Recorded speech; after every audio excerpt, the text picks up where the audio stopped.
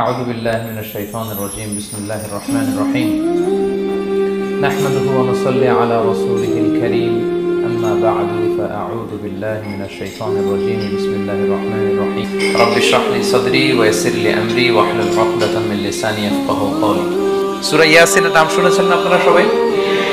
মুখস্থ আছে না অনেকের? আমরা ছোটবেলা থেকে দেখতাম যে আমাদের দাদিরা, নানিরা, মায়েরা, খালারা ওনারা সূরা ইয়াসিন সকালবেলা পড়তেন, তাদের মুখস্থ ছিল সূরা ইয়াসিন। তো সূরা ইয়াসিন দুইটা পারায় একসাথে করে অবস্থিত, 22 এবং 23 পারা। এটা মাক্কি সূরা, ধারাক্রম অনুসারে এটা কোরআনের 36 নম্বর সূরা। এই সূরাটির আয়াত সংখ্যা মোট 83। এই সূরা অনেক ফজিলত আছে, কিন্তু ফজিলতগুলো বেশিরভাগ দুর্বল সনদের। একটা শুধু হাসান পর্যায়ের হাদিস পাওয়া যায়, বাকি সব দুর্বল। তো দুর্বল হলে সমস্যা নাই, ফজিলতের ক্ষেত্রে দুর্বল হাদিস গ্রহণ করা যায়। কি কি আছে? এক হাদিসে সুনানে তিরমিজির বর্ণনায় রাসূল সাল্লাল্লাহু আলাইহি ওয়াসাল্লাম বলেছেন, ইন্না লিকুল্লি শাইআন কলবান ওয়া কলবুল কুরআনি ইয়াসিন। সব জিনিসের হৃদয় আছে, আর কোরআনের হৃদয়ের নাম হচ্ছে সূরা ইয়াসিন। যে ব্যক্তি একবার সূরা ইয়াসিন পড়ে, সে 10 বার পুরো কোরআন পড়ার সওয়াব পেয়ে যাবে। এটা একটা ফজিলত। আচ্ছা, আরেক ফজিলতে আছে, রাসূল সাল্লাল্লাহু আলাইহি ওয়াসাল্লাম বলেছেন, ইকরাউ সূরাতা ইয়াসিন আলা মাউতাকুম। তোমাদের মুমূর্ষদের সামনে বসে সূরা ইয়াসিন পড়ো।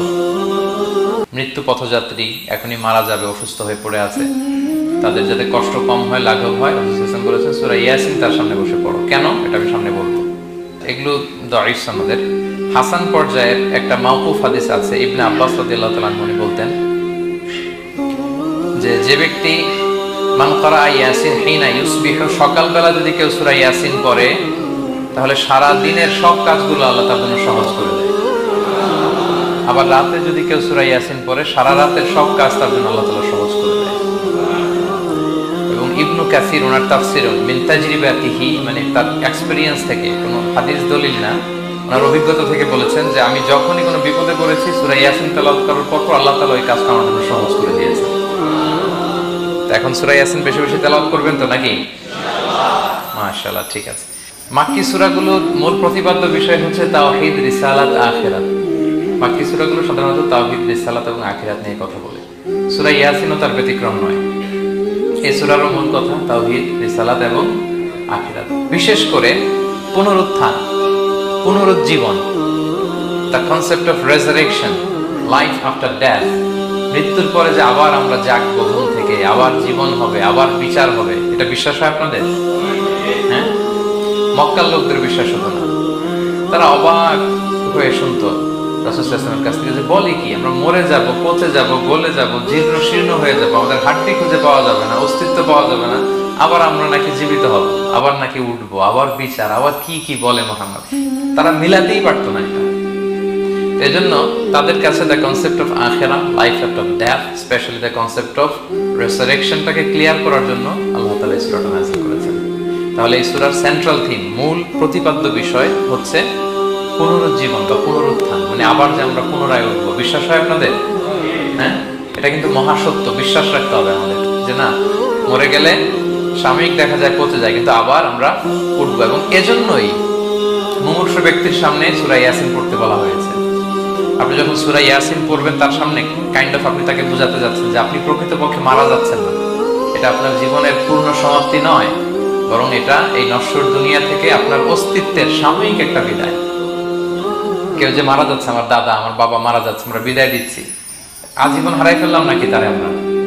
কি সে কি আজীবনের জন্য মিসিং? সাময়িক একটা বিদায়, একটা শর্ট ব্রেক। ওনার অস্তিত্বের এই নশ্বর দুনিয়া থেকে ওনার অস্তিত্বের সাময়িক একটা বিদায়, কিন্তু পরবর্তী দুনিয়ায় তিনি কিন্তু আবার অনন্ত জীবন লাভ করবেন। তার মানে শারীরিক একটা মৃত্যু হচ্ছে, তার রূহের কোনো মৃত্যু নেই, হয় ইল্লিনে নয় সিজ্জিনে। ঠিক কিনা বলেন? আমাদের রূহগুলো কিন্তু মরে না, এটা আল্লাহর অর্ডারে ঢুকেছে, আল্লাহর অর্ডারে বের হয়, হয় ইল্লিনে নয় সিজ্জিনে। বিশ্বাসীদের রূহগুলো ইল্লিনে থাকে, আমাদের রূহগুলো যেন সেখানে থাকে, আমরা আল্লাহর কাছে কামনা করি, আমরা পড়ি আমিন। এজন্যই মৃত ব্যক্তিদেরকে আশাব্যঞ্জক করার জন্য এই সূরাটা, এই সূরার মধ্যে যে কথাগুলো বোঝানো হচ্ছে যে আবার আপনি উঠবেন, আবার জীবিত হবেন, আবার আমরা মিলিত হব, বিচারের মুখোমুখি হব, আবার আমরা জান্নাতে একত্রিত হব, আমাদের গেট টুগেদার হবে, আমাদের রিট্রিট হবে। মানে মৃত্যুর মধ্যে আমরা আনন্দ খুঁজে বেড়াই নাকি? মৃত্যু নিয়ে অনেকের কত ভয়, কিন্তু আমরা তো মৃত্যুই একমাত্র ওয়ে যার মধ্য দিয়ে আমরা আমাদের রবের সাথে সাক্ষাতের গেটওয়ে। এটা আল্লাহর সাথে সাক্ষাতের প্রথম ধাপ হচ্ছে আপনাকে দুনিয়া ছাড়তে হবে, এছাড়া কি আল্লাহর সাক্ষাৎ পাওয়া যাবে? যাবে না। এজন্য মৃত ব্যক্তির সামনে আল্লাহর হাবিব সাল্লাল্লাহু আলাইহি ওয়াসাল্লাম রাহমাতুল লিল আলামিন মুহাম্মদ রাসূলুল্লাহ সাল্লাল্লাহু আলাইহি ওয়াসাল্লাম তিনি সূরা ইয়াসিন তেলাওয়াত করতে বলেছেন। তাহলে সেন্ট্রাল থিম ক্লিয়ার সবার কাছে না? এবার আসেন কিছু প্রাইম লেসন, কোর লেসন সূরা ইয়াসিন থেকে। আমি সম্ভবত গত বছর আমার ভেরিফাইড ফেসবুক পেজ থেকে আমি 4টা লাইভ সিরিজ করেছি 4 ঘন্টার সূরা ইয়াসিনের উপর। আপনারা শুনবেন, এগুলো খুবই ওয়েল ডকুমেন্টেড ম্যানারে একাডেমিক ওয়েতে আলোচনা করেছি। যাদের সময় আছে শুনবেন এই লাইভগুলো। তো আমি এখন শুধু সার নির্দেশটা প্রাইম লেসন বা কোর লেসনগুলো নিয়ে আসি। 1 নম্বর লেসন হচ্ছে আল্লাহ তাআলা বলেছেন যে কোরআনের আয়াতগুলো একটার সাথে আরেকটা well connected, completely well knit, এটা well protected. One doesn't differ the other or contradict the other. কোনো আয়াত আরেক আয়াতের বিপরীতে যায় না, একটা আরেকটার সম্পূরক, পরিপূরক, ওয়েল নেট, ওয়েল কানেক্টেড।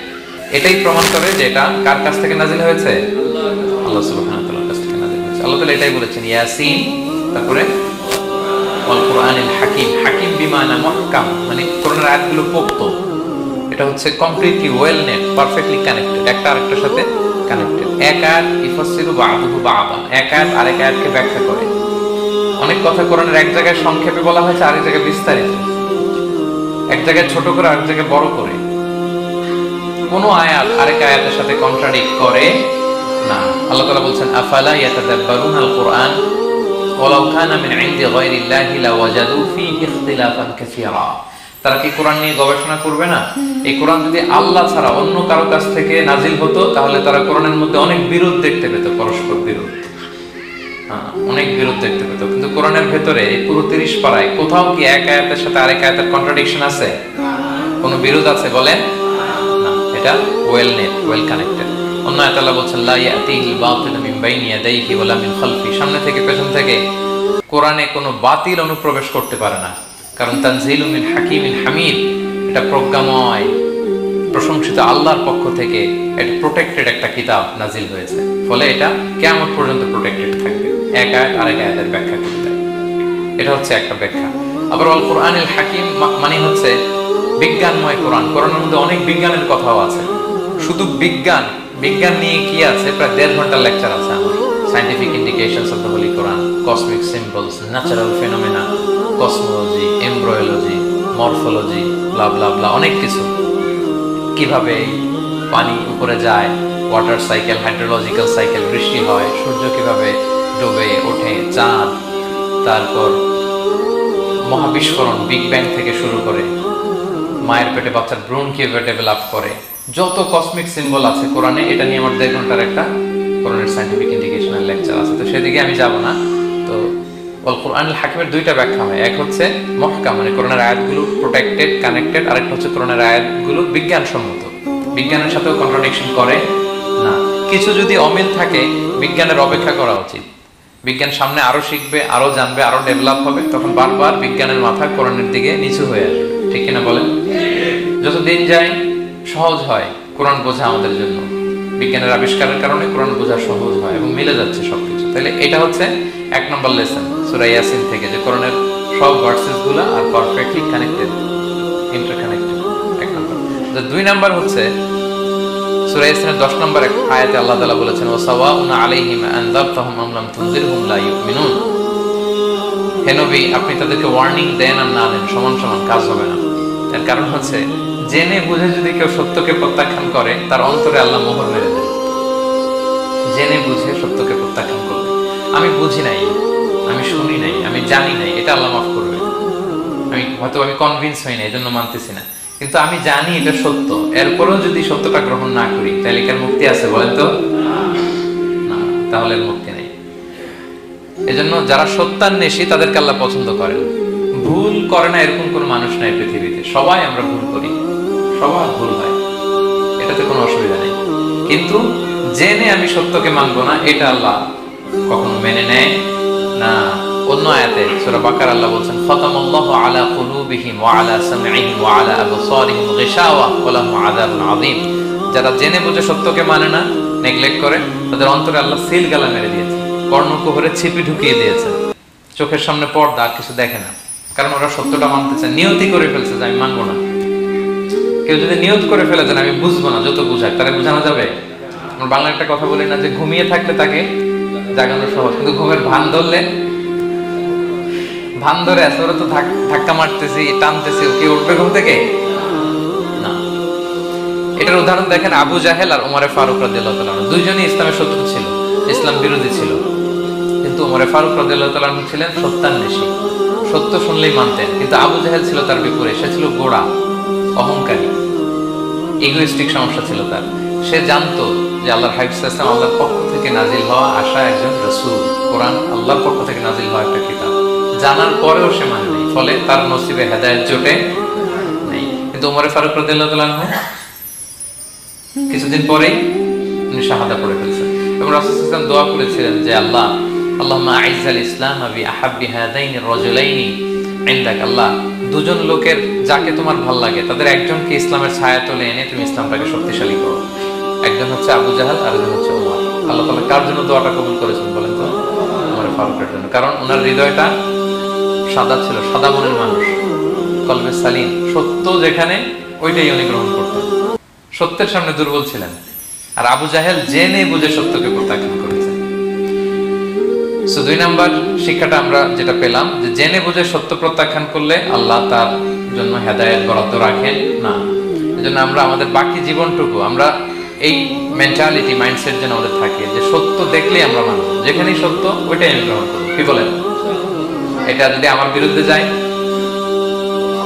আমার দলের বিরুদ্ধে গেলে, বাবার বিরুদ্ধে গেলে মানতেই হবে আমাকে। সত্য যেখানে আছে ওখানেই আমাদেরকে চলে যেতে হবে। দুটো চলে গেল। 3 নাম্বার হচ্ছে আমরা পৃথিবীতে যা করি আমরা অনেক সময় মনে করি যে দরজা বন্ধ করে দিলে, সুইচটা অফ করে দিলে আর বুঝি কেউ দেখে না। তা আসলে আমরা আসমানি বিশেষ নজরদারির ভিতরে আছি, এটা আমরা ভুলে যাই যে সবার চোখ ফাঁকি দেয়া গেল, একজনের চোখ ফাঁকি দেয়া যায় না। তিনি কে বলেন তো? লা তুদরিকুল আবসার ওয়া হুয়া ইউদরিকুল আবসার ওয়া হুয়াল লাতীফুল খাবীর। কেউ তারে দেখে না কিন্তু তিনি সবাইকে দেখে। কোন চোখ তাকে দেখে না কিন্তু তিনি সব চোখগুলোকে দেখে। তাহলে 3 নম্বর লেসন হচ্ছে everything is recorded in well documented man. আমরা যা বলি, যা করি, যা লিখি সবকিছু রেকর্ড করা হচ্ছে। কিন্তু সেদিন আপনি দেখবেন, ভালো করলেও দেখবেন, খারাপ করলেও আপনি দেখবেন। তাহলে সবকিছু লিপিবদ্ধ হচ্ছে, সংরক্ষিত হচ্ছে। এটা আল্লাহ কোথায় বলেছেন? সূরা ইয়াসিনের 12 নম্বর আয়াত। আল্লাহ বলেন নাকতুবু মা কদ্দামু ওয়া আসারহুম, তারা যা আমল করেছে আমি লিখে রাখি, ওয়া আসারহুম, এবং যা তারা দুনিয়ার জন্য রেখে গিয়েছে তাও লিখে রাখি। মানে এনি অ্যাকশন দে লেফট বিহাইন্ড, এনি ইফেক্ট দে লেফট বিহাইন্ড। এটা সাদাকায়ে জারিয়া বা গুনাহে জারিয়া। সাদাকায়ে জারিয়া হচ্ছে আপনি একটা ভালো কাজ করছেন, ধরেন যে দ্বীনি জ্ঞান শিক্ষা দিয়েছেন, আমি সূরা ফাতিহা শিক্ষা দিলাম আপনাদেরকে, তো আপনারা এটা দিয়ে আজীবন নামাজ পড়তেছেন, আপনার সওয়াব তো আপনি পাবেনই, কিন্তু ওই যে আমি শিক্ষা দিলাম একটা পার্সেন্টেজ সওয়াব আজীবন আমার আমলনামে আসবে। শুধু তাই না, আপনি যে আবার আরেকজনকে সূরা ফাতিহা শিক্ষা দিবেন, সে তার পরবর্তী নেক্সট জেনারেশনকে সূরা ফাতিহা, এইভাবে কিয়ামত পর্যন্ত এই চেইন ধরে সূরা ফাতিহা যত লোক শিখবে তারা তাদের সওয়াব ঠিকই পাবে, কিন্তু তার একটা পার্সেন্টেজ সওয়াব আল্লাহ তাআলা আমার আমলনামায় দিয়ে দিবে। এটাকে বলে আসার। ওয়া নাকতুবু মা কদ্দামু, নিজে যে আমল করলাম আল্লাহ বলে এটাও লিখে রাখছি, ওয়া আসারহুম, any effect you left behind in this দুনিয়া, যেটা আপনি রেখে গেছেন এটাও আল্লাহ লিখে রাখবে। এবং ওয়াকুল্লা শাইইন আহসাইনাহু ফি ইমামিন মুবিন, আল্লাহ বলেন সবকিছু একটা নথির ভেতরে নথিবদ্ধ করে। নথি চিনেন তো না? ডায়েরি, তারপর আমাদের বাংলাদেশে তো যে আগে হাল খাতা করতো না, টালি খাতা বিশাল বড় বড়, এখন আছে কিনা বিশেষ করে মুদির দোকানে দেখা যায়, বড় মোটা মোটা ধপাস করে সে টেবিলের উপর ফেলে, তারপর আপনার নাম দেখে বের করে আপনার কত বাকি, কত দিতে হবে। এই যে টালি খাতা, এই নথি করে রাখছে আল্লাহ তাআলা আমাদের সবকিছু যা করলাম, এটার ইফেক্ট দুনিয়াতে আমি রেখে গেলাম।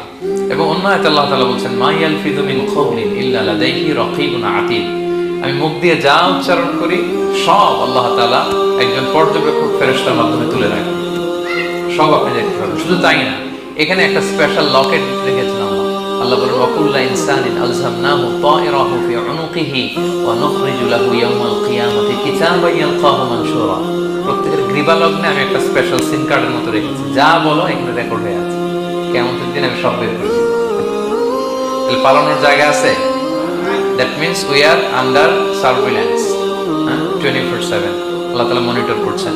এবং এই বিশেষ আসমানি নজরদারি থেকে আমরা কেউই মুক্ত না। তাইলে লাইট বন্ধ করে দিলেন, দরজা আটকায় দিলেন, কেউ দেখে না, না? কেউ যেটা দেখে না সেটা দেখেন কে? আচ্ছা, তিনটা জেনে গেলেন। 4 নম্বরে হচ্ছে পৃথিবীতে সব নবীরা এক মিশন এবং ভিশন নিয়ে এসেছে। সব নবীরা লা ইলাহার দাওয়াত দিয়েছে, তাই না? এক আল্লাহর দাওয়াত দিয়েছে। আচ্ছা, কখনো কি এমন হয়েছে কোন নবী এসে বলছে যে আল্লাহ একজন, আবার আরেক নবী এসে বলছে না আল্লাহ 2-3 জন হইতে পারে? হ্যাঁ, বলছে? কোন নবী এসে বলেছে মৃত্যুর পর এক জীবন আছে, হিসেব দিতে হবে, পাই টু পাই হিসেব হবে? আরেকজন বলছে না, এরকম নাও থাকতে পারে। এরকম এক নবী এক কথা, আরেক নবী আরেক কথা হয়েছে? এগুলো নবীদের মধ্যে, কবিদের মধ্যে হয়। এক কবি এক কথা বলে, আরেক কবি, এক দার্শনিক এক কথা বলে, আরেক দার্শনিক আরেক কথা, এক রাজনীতিবিদ এক কথা, আরেক রাজনীতিবিদ আরেক। এদের মধ্যে থাকাথাকি হয়, কিন্তু নবীদের মধ্যে কথার মধ্যে এগুলো আছে? কারণ তারা মন গড়া কথা বলে না। ওমা ইয়ানতিকু আনিল হাওয়া ইন হুয়া ইল্লা ওয়াহিয়ুন ইউহা। তাদের কথা আসে একটা হেডকোয়ার্টার থেকে। হেডকোয়ার্টারটা কার? আসমানি রেভেলেশনের বেসিসে ওনারা কথা বলেন। মন গড়া কোনো নবী কোনো কথা বলেন না। তাহলে 4 নম্বর শিক্ষা হচ্ছে সব নবীর মিশন ভিশন এক। এজন্য তাদের মধ্যে একটা কোঅপারেশন ছিল। সূরা ইয়াসিনে চমৎকার একটা ঘটনা আছে। একটা জনপদের নাম উল্লেখ করা হয়নি, কিন্তু কোন কোন মুফাসসির বলেছেন এটা তুরস্কের আন্তাকিয়া জনপদে আল্লাহ একটা কাজে, দাওয়াতি কাজে 2 জন নবীকে পাঠালেন। কয়জন? কাজ একটা, কিন্তু কয়জন? এরকম সাধারণত অন্য নবীদের ক্ষেত্রে হয় না, কোরআনে পাওয়া যায় না যে এক কাজে এক জায়গায় 2 নবী, এরকম হয় না। এক্সেপ্ট মুসা আলাইহিস সালাম, ওনার কথা বলার জড়তা ছিল। তিনি আল্লাহকে বলেছেন আল্লাহ আমাকে যে তাওরাত দিয়ে পাঠালেন, আমি তো কথা ক্লিয়ারলি বলতে পারি না, জড়তা, মামলিং হয় আমার মুখে। আমার ভাই আখি হারুন আফসাহু মিন্নি লিসান, ও খুব ফ্লুয়েন্ট ছিল। আমি নেতৃত্ব দিব, কিন্তু হারুন ভোকাল দিবে, আপনি তাকে নবী বানায়। মুসা আলাইহিস সালামের দোয়ার বদলতে আল্লাহ হারুন আলাইহিস সালামকে নবী বানাই দিয়েছিলেন। 2 ভাই মিলে ফেরাউনের কাছে দাওয়াতি কাজ করেছে। কিন্তু এছাড়া আর এরকম দেখা যায় না যে এক এলাকায় এক কাজে 2 জন নবী, না। এইখানে দেখা গিয়েছে আন্তাকিয়া জনপদে আল্লাহ এক মিশনে কয়জন নবী পাঠিয়েছেন? আচ্ছা, কিছুদিন পরে আরো একজন, তাহলে হইলো কয়জন? এক কাজে এক জনপদে এক এলাকায় মোট 3 জন নবী, কিন্তু এদের মধ্যে কোনো মারামারি নেই। আমাদের দায়ীদের অবস্থা দেখেন তো বাংলাদেশে, মাশাআল্লাহ। আমাদের প্রত্যেক দায়ীদের একই মিশন না? একই মিশন, একই ভিশন, একই লক্ষ্য, একই ডেস্টিনেশন, কিন্তু কত বিভেদ, কত বিরোধ দেখেন। আল্লাহ তাআলা সূরা ইয়াসিনের 14 নম্বর আয়াতে বলছেন ইদ আরসালনা ইলাইহিম মুসনাইন, প্রথম 2 জন নবী পাঠালাম একটা মিশনে, ফাআজ্জাজনা বিসালিস, এবং 3য় জন দিয়ে আরো এদেরকে মজবুত করলাম। ফাকালু ইন্না ইলাইকুম মুরসালুন, তারা যে 3 জন একই কথা বলল যে আমরা রাসূল হয়ে এসেছি। তাহলে দেখেন নবীদের মধ্যে পারস্পরিক শ্রদ্ধাবোধ ছিল। বড় নবী, ছোট নবী, প্রধান বক্তা, দ্বিতীয় বক্তা, তৃতীয়, এগুলো ছিল না। এই 3 নবীর মধ্যে প্রধান নবী, দ্বিতীয় নবী, তৃতীয় নবী আছে নাকি? না। 3 জন একই মিশনে, একই ভিশনে, কোঅপারেশনে তারা এগিয়ে গিয়েছে। তো দেখেন আমরা যারা কোরআনের দায়ী, আমরা তো নবীদের কাজটাই করি, তাহলে আমাদের মধ্যে এই কোঅপারেশন থাকতে হবে, এই রেসপেক্ট থাকতে হবে। আমি ব্যক্তিগতভাবে খুবই লজ্জিত যে আমাদের এই দাওয়া অঙ্গনটাকে আমরা কলুষিত করে ফেলেছি।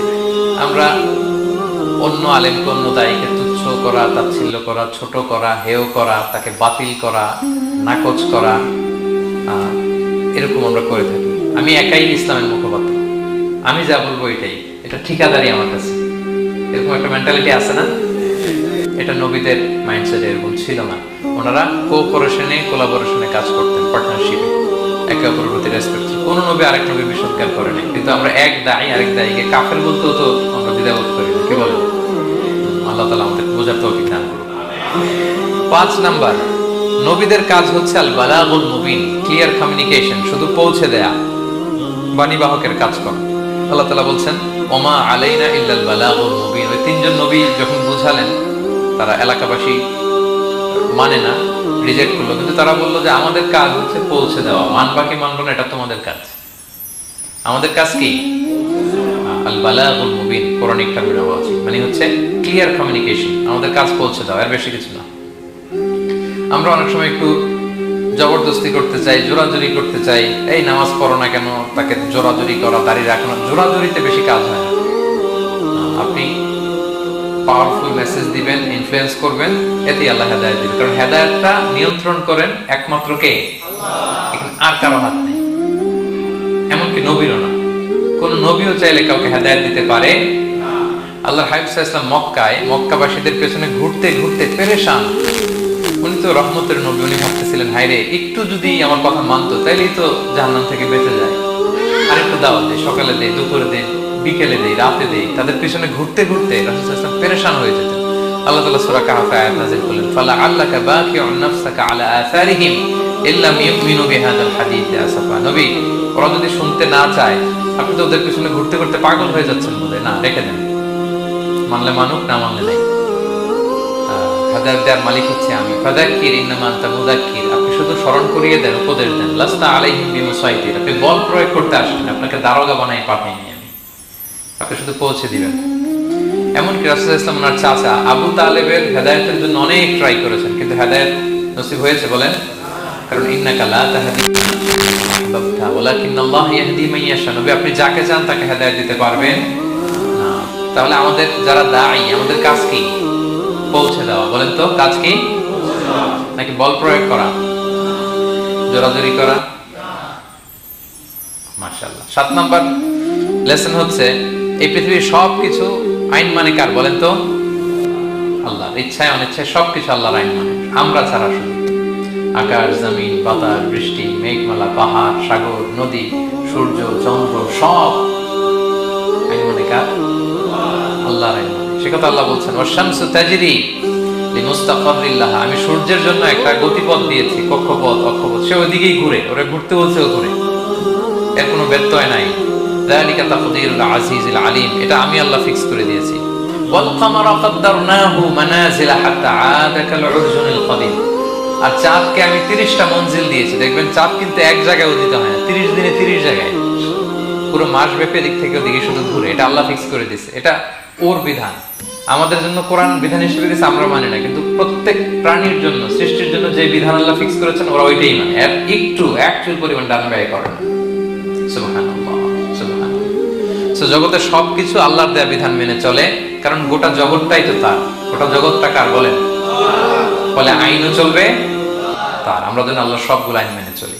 8 নাম্বার হচ্ছে, এই যে আমরা জান্নাতের কথা শুনি, কিয়ামতের কথা শুনি, আখিরাতের কথা শুনি, একদিন আমরা এটা চাক্ষুষ দেখতে পাবো, তখন আমাদের এই বিশ্বাসটা আরো প্রগাঢ় হবে। মৃত্যুর পরে যে আমাদের লম্বা ঘুম, এই আমাদের নিদ্রা ভঙ্গ যেদিন হবে, সেদিন আমরা সব দেখতে পাবো, চাক্ষুষ কিয়ামতের সবকিছু। সেটা আল্লাহ তাআলা বলছেন, নুফিখা ফিস সূরি ফাইদা হুম মিনাল আজদাসি ইলা রাব্বিহিম ইয়ানসিলুন, ইসরাফিলের সিংহার ফুৎকারে সেদিন সব মানুষ জেগে উঠবে। আপনারা ইসরাফিল আলাইহিস সালামের নাম শুনেছেন? কে উনি? একজন ফেরেশতা, উনি বড় একটা সিংহায় ফুৎকার দিবেন। সৃষ্টির পর থেকে আল্লাহ ওনাকে একটা কাজের জন্য অ্যাসাইন করেছেন, শুধু ফু দিবে 3টা। কয়টা? আর কোনো কাজ আছে? দ্যাটস ইট, দ্যাটস ইট, শুধু 3টা ফু দিবে, 3 বারে। ঠিক যে মুহূর্তে আপনারা এখন কথা শুনছেন, এই মুহূর্তে উনি ওই ট্রাম্পিট সিংহা নিয়ে আরশের দিকে তাকায় আছে, কখন আল্লাহর আদেশ আসে, 1 সেকেন্ডও যেন দেরি না, চোখের পলক যাতে দেরি না হয়ে যায়, তাকিয়ে আছে। ফুৎকার দিবে তো কবর থেকে মানুষগুলো উঠবে। মিনহা খালাকনাকুম ওয়া ফিহা নুঈদুকুম ওয়া মিনহা নুখরিজুকুম তারাতান উখরা, এই কথাই আল্লাহ এই সূরাতে বলেছেন। তো মানুষ যখন উঠবে, কারো ঘুম হবে 50 বছর, কারো 500 বছর, কারো 5000 বছর, কারো 5 লক্ষ বছর।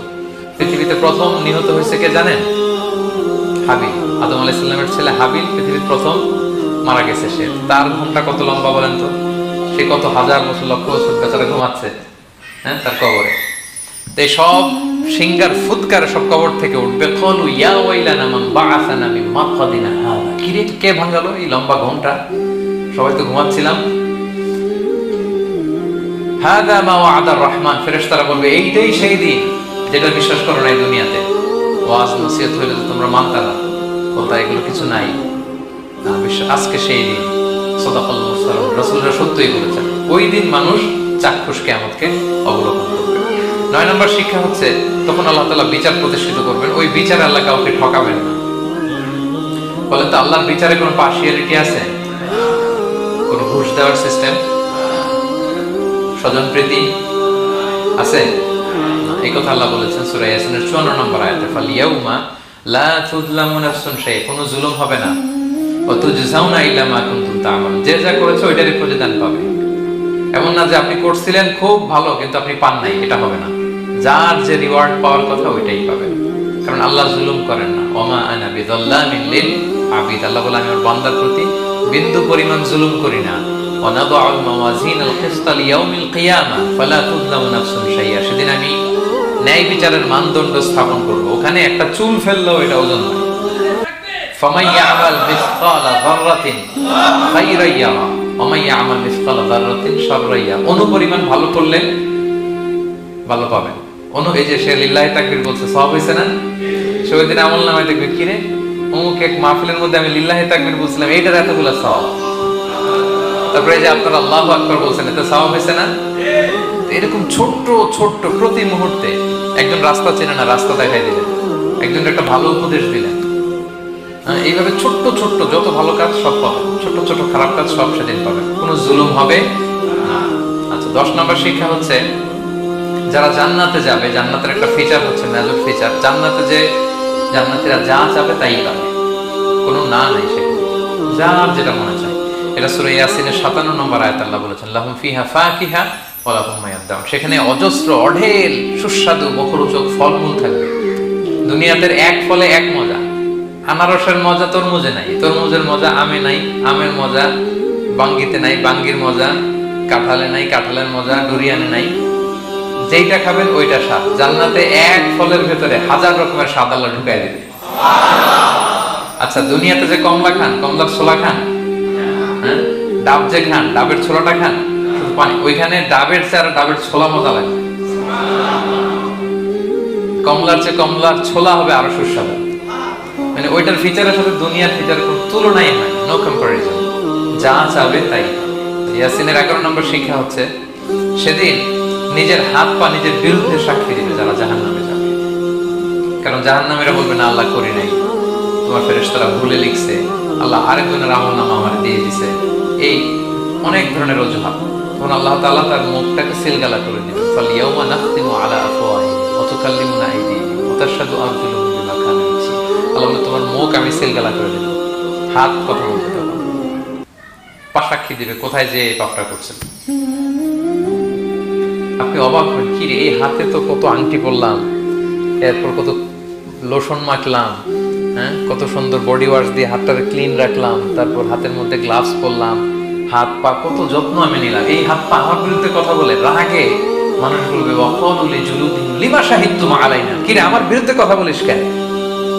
তো হাত পা বলবে ক্বালু আনতাকানাল্লাহ আল্লাযী আনতাকা কুল্লা শাই, ওই আল্লাহ আজকে আমাকে কথা বলার সুযোগ দিয়েছে, যে আল্লাহ চাইলে যে কাউকে যে কোনো সৃষ্টিকে কথা বলার সুযোগ দিয়ে থাকে। পাথরকে আল্লাহ জবান দিতে পারে, দিয়েছেন। রাসূল সাল্লাল্লাহু আলাইহি ওয়াসাল্লাম মক্কার শিয়াবদের মধ্য দিয়ে যখন হাঁটতেন, অনেক পাথর রাসূল সাল্লাল্লাহু আলাইহি ওয়াসাল্লামকে সালাম দিয়ে বলেছেন, আসসালামু আলাইকা ইয়া নবিয়াল্লাহ, আল্লাহর নবী আপনাকে সালাম। কে দিয়েছে সালাম? পাথর। মরা খেজুর গাছ কেঁদে উঠেছে নবীর জন্য, তার মানে এগুলোর ভিতরে প্রাণের সঞ্চার করেছেন কে?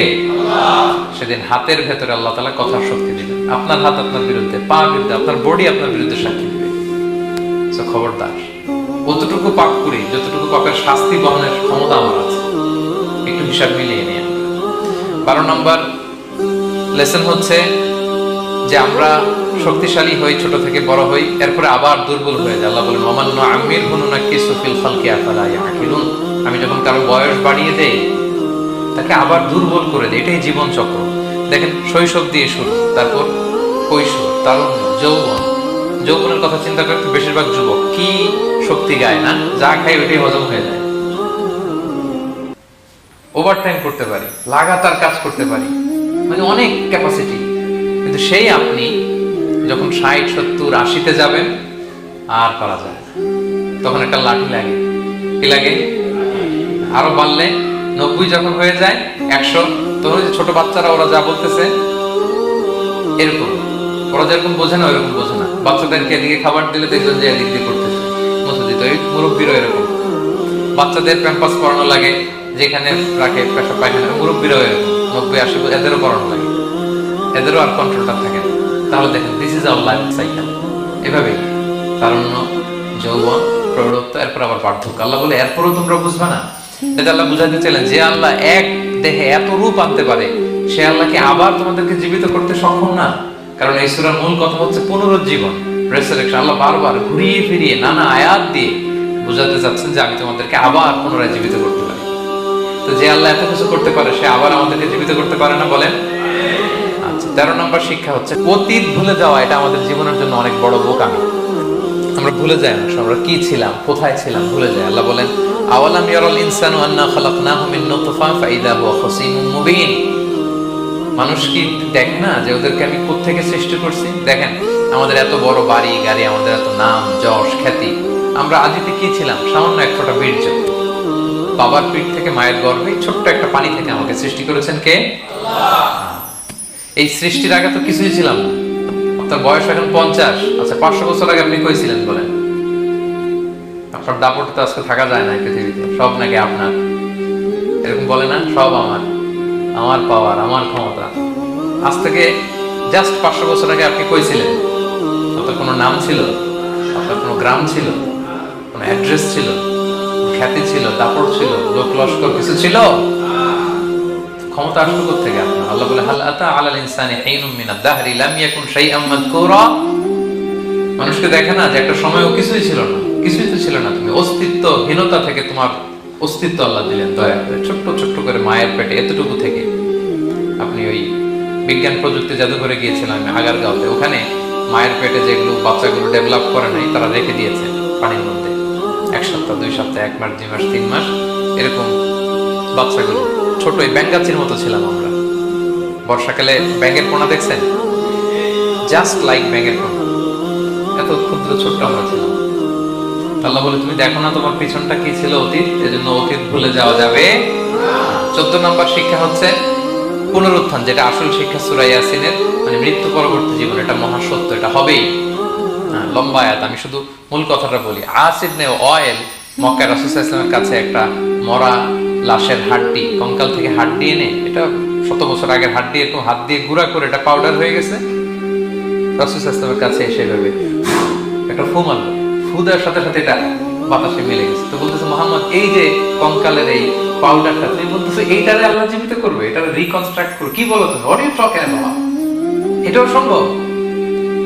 আল্লাহ এই কথাটা সূরা ইয়াসিনে তুলে ধরলেন যে দারাবা লানা মাসালান ওয়া নাসিয়া খালকা ক্বালা মান ইউহিল ইযামা ওয়া হিয়া রামীম। এটারে কে আবার জীবিত করবে? তো জীর্ণ শীর্ণ ধুলা বালু পাউডার হয়ে গিয়েছে। আল্লাহ বলেন কুল, নবী আপনি ওয়াইলকে বলেন ইউহিহাল্লাযী আনশাহা আউওয়ালা মাররা, ওই আল্লাহ সৃষ্টি করবেন যে এটারে প্রথমে বানাইছিলেন। এটার তো অস্তিত্ব ছিল না। অস্তিত্বহীন থেকে যখন আল্লাহ বানাইতে পারেন, এটা মরে যাওয়ার পরে তারে আল্লাহ আবারও বানাতে পারেন। ঠিক কিনা বলেন? আচ্ছা বলেন, কোন জিনিস প্রথমে বানানো সহজ না দ্বিতীয়বার বানানো সহজ? দ্বিতীয়বার, তাই না? তো প্রথমেই যেহেতু আল্লাহ আমাদেরকে বানাই ফেলতে পারছে, মরে গেলে গলে গেলে পচে গেলে দ্বিতীয়বার বানানো কেন কঠিন হবে? কঠিন হলে তো প্রথমবার হওয়ার কথা ছিল, যেহেতু নমুনা ছিল না। আল্লাহর কাছে কোনো মডেল ডিজাইন ছিল যে এটার আলোকে এটা ছিল? তো সেই আল্লাহ যখন আমাদেরকে বানাই ফেলতে পারছেন প্রথমবার, দ্বিতীয়বার কি তার জন্য কঠিন না সহজ? তখন বিষ্ণু ইসলাম বললেন যে এই পাউডার, তুমি যে কঙ্কালের হাড্ডি ফু দিয়ে বললা, এটাকে আল্লাহ জীবিত করবেন। অনুরূপভাবে তোমাকেও জীবিত করবেন এবং তোমাকে জাহান্নামে নিক্ষেপ করবেন। আল্লাহ জাহান্নাম থেকে আমাদেরকে হেফাজত করুন। সহিহ মুসলিমের হাদিসে আল্লাহর হাবিব সাল্লাল্লাহু আলাইহি ওয়াসাল্লাম বলেন ইন্না ফিল ইনসানি আযমান, মানুষের দেহে একটা হাড্ডি কণিকা আছে, লা তাকুলুল আরদু আবাদা। এই হাড্ডি কণিকা জমিন কখনো খেতে পারে না।